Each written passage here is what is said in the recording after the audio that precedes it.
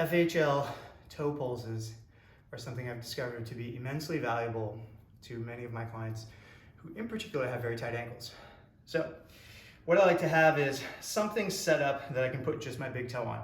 This bench incidentally works perfectly, but it really could be anything. It could be a block, it could be a plate, anything that gets your toe up like so. And so what we're trying to accomplish is threading the needle in a very particular way. There's tissue that runs basically all the way from your big toe through your foot and into your mid-calf. What we're trying to do is systematically stretch this end to end. Now in this case, I can feel this right here in my Achilles. Your mileage may vary. You might feel this in the big toe, you might feel this through the plantar fascia, into the heel, into the Achilles. It can be mistaken for the Achilles very frequently, and all the way up into the back of the calf here.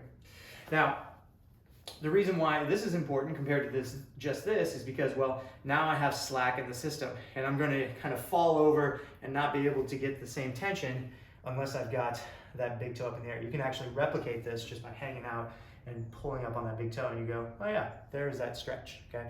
Critical that that big toe is up. So once I'm here, again, this bench just happens to be perfect for this use case. I'm trying to reach my knee forward, and in this case, boom, if I can get within striking distance of that bench or even touch it while my heel stays more or less contacted to the ground, I'm in a good spot. Do not be the least bit concerned at all if you can only get this far. This is actually quite normal, turns out. As far as your back foot, where should it be? Well, wherever allows you to get some leverage, it's all about the same. It just kind of depends on where you're tight. You're typically going to see this as a warm-up movement, so you're thinking about easing into it. We're not going to load this.